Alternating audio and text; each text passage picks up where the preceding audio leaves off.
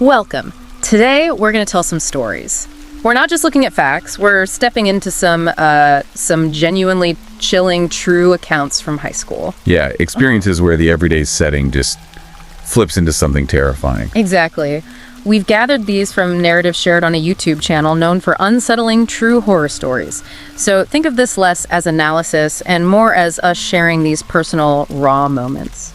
And while they are deeply personal, they do touch on bigger things, don't they? Questions about, fear, perception, those odd encounters that just stick with you. Definitely.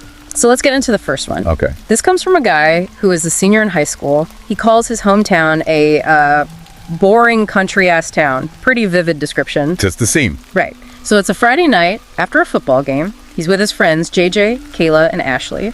They'd apparently had a few drinks, feeling good. Typical Friday night. Kind of. JJ gets this idea. Let's go into the fenced-off wooded area right next to the field. So the narrator and JJ, they decide to run ahead, hide, and jump out to scare the girls. Classic prank. The classics. Often ill-advised. Totally. But then, it wasn't a prank. As they're hiding, maybe 15 feet away, just in the moonlight filtering through the trees, they see it. He's like, A towering black figure standing completely still between two trees. He said it was just a horrifying sight. And then this woman's voice, calm but really chilling, says, "You kids shouldn't be in here." whoa. Okay, that's not a prank. Not at all. They froze. And the really weird part, they both saw it start to get bigger and closer very quickly, but no leg movement, no footsteps, nothing. Bigger and closer without moving. That's what he said. Silent approach. Oh, that just sent them into total panic mode. They turned, ran, yelling for the girls who were still behind them somewhere. I bet. They basically just screamed, "Run to the car," got everyone inside, locked the doors, then told them they saw this 7-foot-tall woman in there. And the girls hadn't seen anything. Apparently not. JJ even said later, if the narrator hadn't seen it too, he'd have thought it was some kind of apparition. A shared hallucination is less likely than one person seeing something. Yeah, creepier still, they watched the woods from the car for a bit. Nothing came out. No one ever did, he said. Just vanished back into the dark. So fast forward a few months, summer comes, and the same narrator gets a job as a custodian at that exact high school. Oh, interesting connection. Yeah. So one day he's mowing the grass in the courtyard, looks up, and sees this older woman in an upstairs math classroom window. Looked maybe 65, short curly hair. Okay, a teacher? Staff? Well, that's the thing. Her face was kind of blurry behind the window glare. He stopped mowing, waved. She didn't move. Didn't wave back. Just stood there. Weird. So what did he do? He went straight to his boss. Yep. Boss checks, says nobody else is supposed to be in the building. They go up together. Classroom. Empty. Lights off. Door closed. Boss probably just brushed it off. Yeah, said he needed more coffee or something, but it didn't stop there. Right. Later that same day, he's back upstairs, mopping that specific math hallway. He's got his radio playing. And then, clear as anything, cutting through the music, he hears a woman's voice say, "Young man!" The same voice. Or just a voice. He described it as a distinct woman's voice. He immediately shut off the radio, total adrenaline rush, checked every single classroom up there, empty, all of them. Goosebumps time. Totally. Said the hairs on his arms stood up, that real fight or flight feeling kicked in. He rushed back down to his boss. And the boss. They searched again, found nothing. The boss seemed pretty disturbed himself this time, actually, and just told him to go home for the day. So you've got these two distinct events, months apart, same location, same witness. It really makes you wonder, right, what if they were connected? Exactly. That's the unsettling question. The figure in the woods, the voice saying you shouldn't be here, and then this older woman in the window, the voice calling young man. Yeah, the recurring element of an older woman figure. And this feeling of something not right, something unexplained, maybe even supernatural, right there in normal high school. It's quite chilling. It really is. The narrator himself became convinced. He said he full-heartedly believed that my old high school is haunted by some spirit of an older woman. Had no other explanations. And that conviction is powerful. It pushes past simple explanations. When we talk about hauntings, researchers often look at two kinds. There's residual, like an echo, a recording playing back. Right, no interaction. Exactly. Then there's intelligent, where the presence seems aware, interacts. The voice speaking directly to him, "You kids shouldn't be in here." And later, "Young man." That really leans towards intelligent, doesn't it? Yeah, absolutely does. It's not just a weird shadow or a cold spot. It's communication. And the fact that both he and JJ saw the figure in the woods The same impossibly moving figure. That shared experience makes it harder to dismiss as just, his imagination. It points towards something external. Something interacting with them. Okay, let's shift gears a bit. Our next story moves from the possibly supernatural to something, well, disturbingly human. Okay, human horror can be just as unsettling. For sure. This one involves a new kid, Craig, a sophomore in the narrator's astronomy class. The description isn't flattering, patchy, pubish-looking facial hair. Not attractive. Setting the stage again. Yeah, and his behavior was immediately off-putting. A cringy laugh, constantly cursing, making crude jokes. The narrator disliked him instantly. His friend Liam picked up on it too, realized something was off with this guy. Gut feelings are often right about people. Seems like it here. Things escalated. Craig asked for the narrator's number, supposedly for a project, which felt weird already. Then, a text from an unknown number. Turn around. Oh, that's creepy. Yeah. He turns around, and there's Craig running up to him, waving. After that, Craig kept trying to invite himself over to Liam's house, forcing the narrator to make up excuses. Boundary pushing right from the start. Big time. Then it got physical. Craig walked the narrator all the way home one day. The narrator specifically remembered him looking back as he left, like watching him go inside. Ugh, that's classic stalking behavior. Then the manipulation started. He gets a text. Yo, what's going on in front of your house? Why is there a cop car? Panicked, the narrator runs outside. Yeah. No cop car, just Craig standing in the driveway, laughing. Just laughing. Yeah, like a complete weirdo. When the narrator confronted him, Craig got visibly offended, then started texting him stuff like, "You're just like everyone else, playing the victim." Wow, that's manipulative and deeply unsettling. It gets worse. Later that same night, the narrator's home alone. He hears the back doorbell ring a different sound from the front. He goes down, thinking it might be his sister, looks through the glass. Nobody there. Okay, chills again. He cautiously opens the main door, keeping the screen door locked, and he says he 100% heard someone's shoe scraping the concrete patio just to the left. Oh man, someone was right there, hiding. Exactly. He slams the door, locks it, runs upstairs to call his dad. Then his phone rings. It's Craig. Of course it is. He ignores it, immediately gets a text. "Come outside, shitbag." Charming. What did he do? He texted back, trying to sound tough. "I'm calling the police."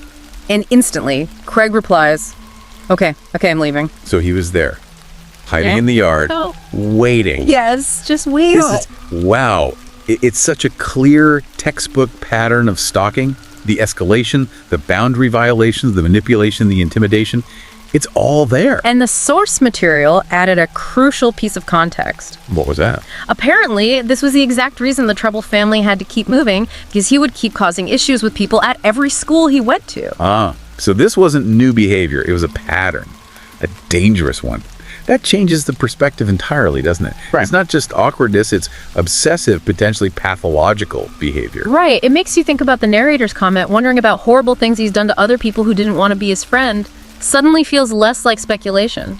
Absolutely. That progression from unwanted texts to actually showing up at the house, hiding, trying to lure it outside, that's moving towards a direct physical threat. Yeah. It's a reminder that human behavior can be profoundly dangerous and frightening. A very different kind of horror, but just as real.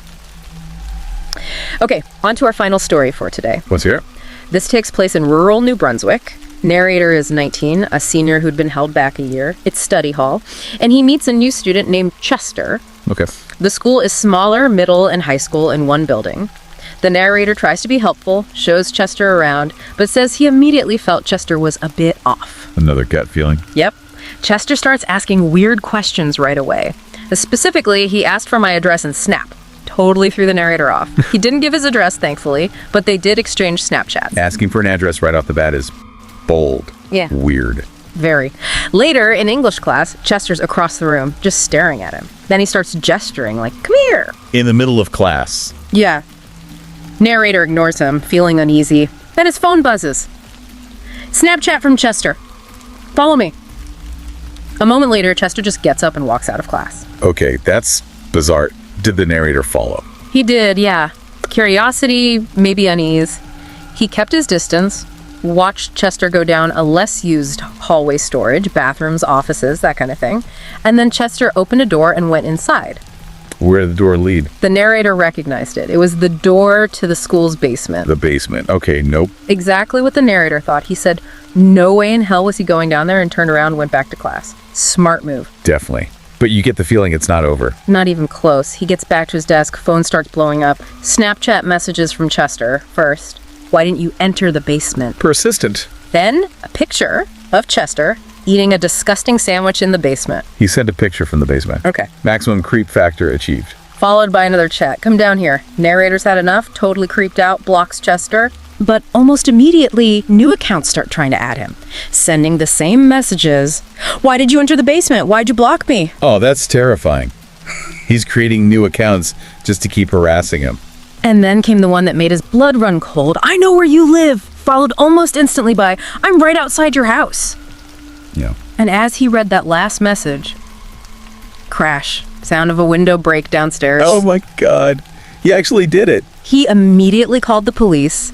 They told him to hide somewhere safe. He ran into a hallway closet, heart pounding. He hears footsteps coming upstairs. This is horrifying. He peeks out, Yeah. sees Chester at the end of the dark hallway. Chester apparently didn't know he was in the closet, but he looked right at it, walked over, opened the closet door, and started fumbling for the light switch inside the closet, patting the wall, couldn't find it, gave up. Narrator just heard his footsteps going back downstairs. Seconds later, police sirens, police arrive. Was he caught?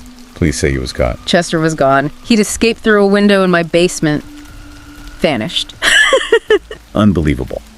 But the most disturbing part of this story, the thing that elevates it beyond even the terror of a home invasion, it comes next, doesn't it? It does. The next day, the narrator talks to the principal. And the principal tells him, What? there was nobody in the whole school named Chester. No records of him. Ever.